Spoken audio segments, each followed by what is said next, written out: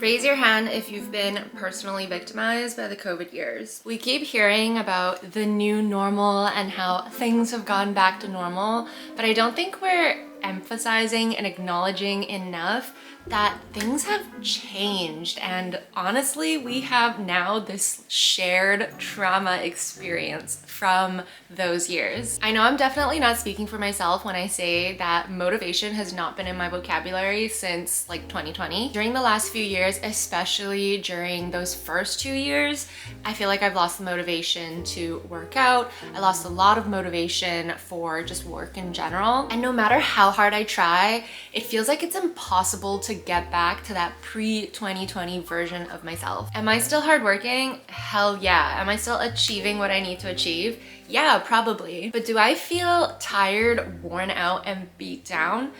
Yeah, kind of. So if you've been feeling the same, this video is for you. It's also for me. It's for us. But today I want to talk about some tips and strategies that I've tried and developed over the years to help me regain and maintain motivation when I feel like I literally have none. So what even does motivation mean? Motivation in the dictionary is defined as the general desire or willingness of someone to do something. I recently learned that motivation is also split into two categories: intrinsic motivation and extrinsic motivation. Intrinsic motivations come from within, so those are self-fulfillment, desire, needs, your goals, your values, or any other internal dialogue that could inspire you to want a specific outcome. Extrinsic motivations are all the external things that drive us, like success, money, social hierarchy, etc., etc. Although I will say both types of motivation are valid and different scenarios require you to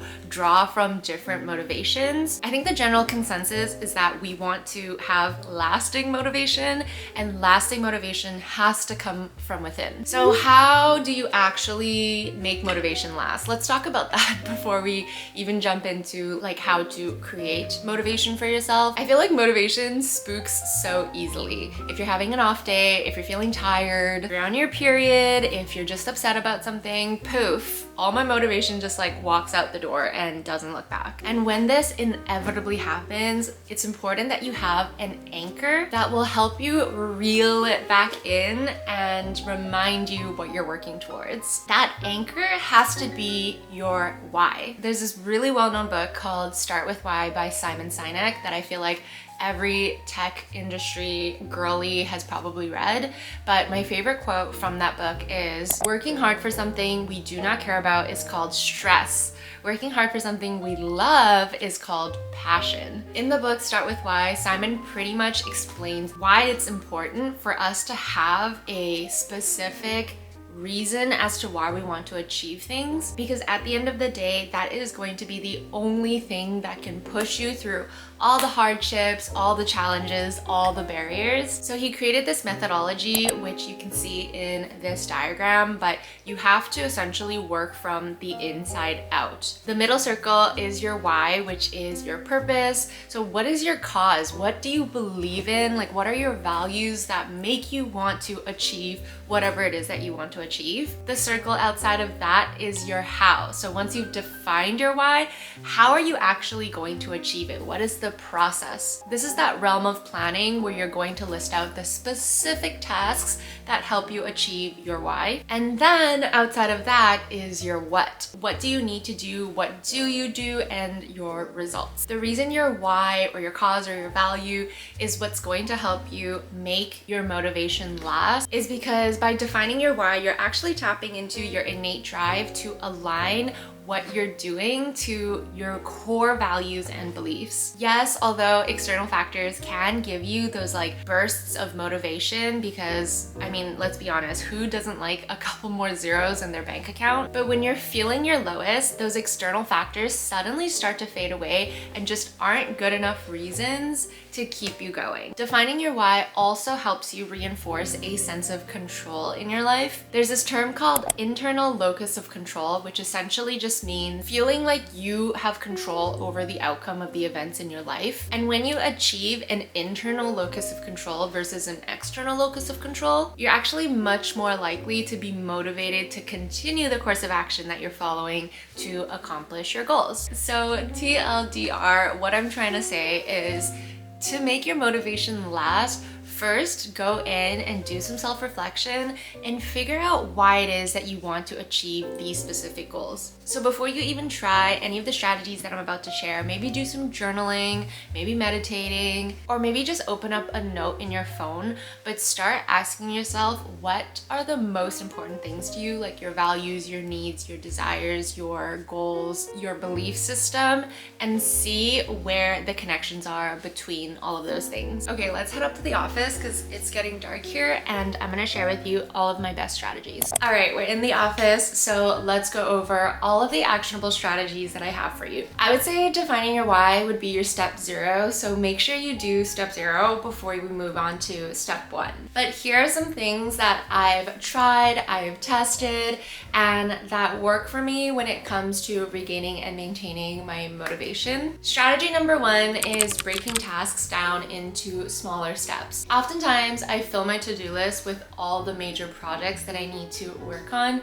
and on my especially low days, when I look at those lists, I absolutely feel paralyzed and I feel like I can't even get started because the tasks are just so big. So to avoid that feeling of overwhelm, it's super important that you actually break your tasks down into like smaller actionable things and then schedule those into your week. So for example, if filming this video is one of my projects, then I'll break that project down into literally just like one thing that I can achieve for this video. So that could be doing research as one task, that could be writing the script, that could be filming the B-roll. Once you have a complete list of all the tasks that need to happen for you to be able to like finish this project, then go into your weekly calendar and actually put those tasks into your week. I have to put a little self-plug in here because I've created a tool in Notion, my productivity dashboard, that helps me break down tasks in that exact way. I did recently launch that Notion template, but you absolutely don't need to use this specific template. You can go and make your own Notion dashboard that allows you to have one database for projects and then have that database related to tasks that fall under those projects. But my productivity dashboard specifically has been built around the OKR method, which is this productivity methodology created by, I believe, Google. And what it does is it breaks down your tasks into 3 distinct parts, which are your projects and objectives, your initiatives, and your tasks. Your projects and objectives are pretty much like the high-level goals that you're trying to accomplish. Under those goals, you'll have your initiatives, which are like the smaller projects that would need to happen in order for you to accomplish that goal. And then your tasks are the individual actionable things that you need to do to complete these projects. I've completely adopted this method across every area of work that I do, and it has been absolutely game-changing. I do have my Notion template linked below if you want to check that out. But the key of step number 1 or tip number 1 is just to break down your projects into smaller actionable tasks, whether you do that by hand on like a notepad, in your written planner, in your calendar, or in a Notion dashboard. It's gonna be critical to help you avoid those moments of overwhelm that completely sap you of your motivation. The second strategy that I absolutely love and I absolutely live by is time blocking. I've talked about time blocking before. I think I actually have an entire dedicated video to time blocking because that's how much I believe in it. But all time blocking really is using a calendar tool like Google Calendar, like Apple Calendar, and going in and scheduling your days with time blocks. So literally define what you're going to do in every hour of your day, even if they're really broad or vague categories. So one could be meetings, one could be filming, one could be workout, one could be reading. But for me personally, having a schedule set out absolutely helps with those days I have no motivation, because when I get to like that specific time of day, I know exactly what I need or should be doing, and it takes that decision fatigue factor out of it. If I don't time block, sometimes on a bad day when I come to like a free block, I'm like, oh, well, I have nothing to do. I'm just gonna scroll social media for like 2 hours. That's why I even tried to block out like the rest and relaxation tasks that I want to do, like reading, like going for a walk, like doing yoga. I actually put those into my calendar as events because I want to make time for it. And honestly, I'm somebody who lives by the words of, if it doesn't exist in my calendar, it does not exist in my life. Third strategy actually comes from Ali Abdaal's new book, Feel Good Productivity. I got so extremely lucky and got sent an advanced reader copy of this book. And honestly, it was one of the best PR packages I've unboxed. I've been obsessed with Ali Abdaal and his YouTube channel ever since sort of the beginning of his YouTube journey.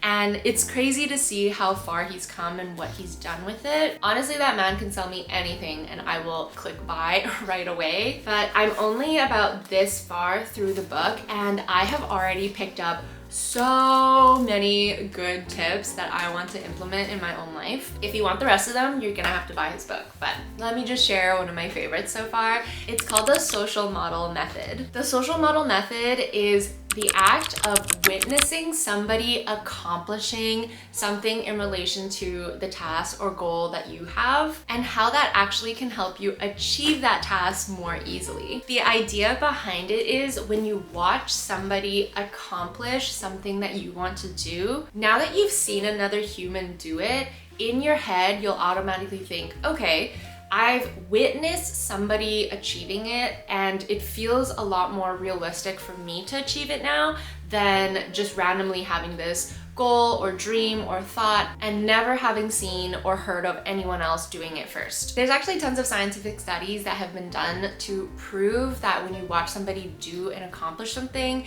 it boosts your own confidence in the accomplishment of that task as well. And I'm not gonna lie, this is probably the most easygoing and probably my favorite method of all, because it gives me reason to watch YouTube videos. I know it doesn't sound super productive, but I can't tell you how many times I was in the middle of watching somebody else's vlog and I just get a burst of motivation and energy to actually work on a vlog on my own. And the social model method explains it perfectly, because as I'm watching somebody create content, which is something that I do, as soon as I'm watching them, my brain is going, oh my god, that is such a good angle. I want to try that out in my next video.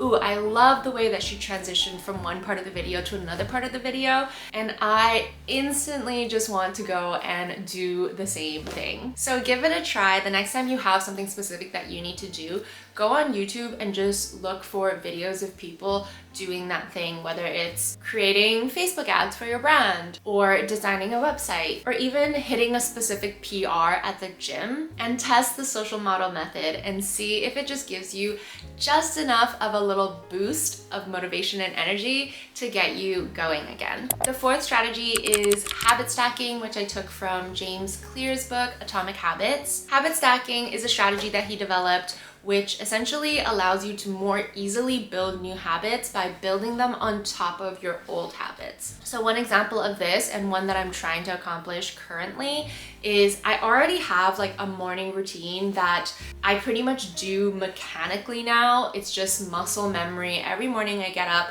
I do my skincare, I brush my teeth, and then I go downstairs, I feed Mika, I let Mika out, then I make myself an Americano, then I sit down and journal. I do these things every single morning without fail, whether I'm waking up super early or whether I'm waking up a little bit late. So the idea behind habit stacking is, because I already know that these are things that already are habits in my life, I start to add things to the specific routine so that the routine starts to act like a trigger for the new habit that you're trying to build. So what I'm trying to build is, now after my journaling session, since I've had my coffee while I was journaling, I now have the energy to do a little workout or move my body in some way. So whether that is going for a walk, doing a little yoga sesh at home, or scheduling an actual workout class. I'm trying to get to that point where as soon as I finish journaling, that's my trigger to wanting to move my body. And that's really all habits are. It's building that muscle memory for your body to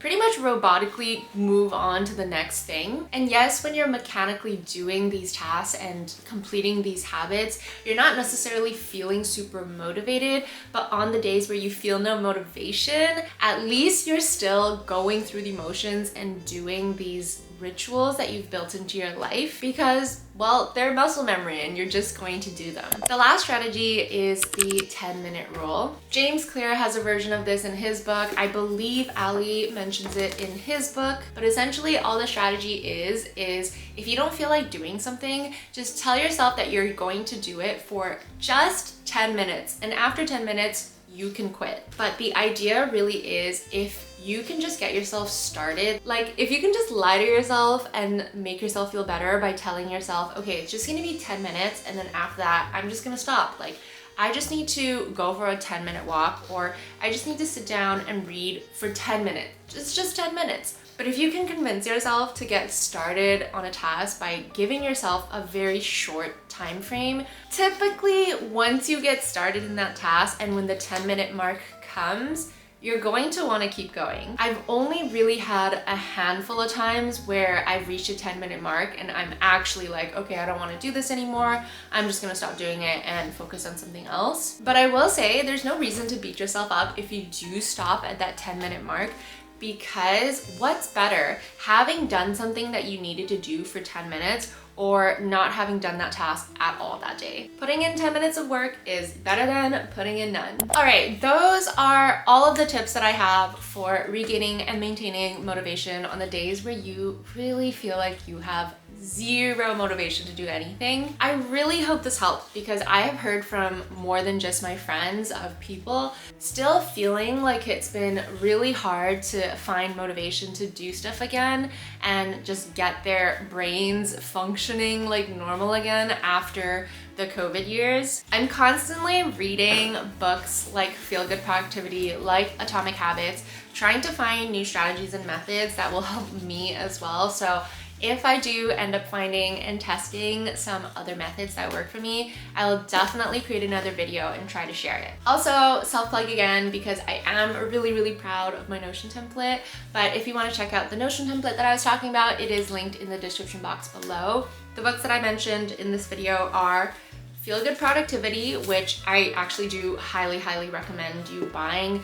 Not just me trying to plug another creator, but I genuinely have already found so many amazing actionable tips and learnings in this book. And Atomic Habits, which I'm a diehard fan of. I go back and read every once in a while because it was just that good. But I think both books are really great books to pick up to help you maybe regain some motivation in your life. But that's it. Thank you so much for watching today's video. If you want to find me on other platforms, I have all of my links in the description box below. But I think that's everything. I hope you guys are having an amazing day wherever you are in the world, and I will see you in my next video. Bye!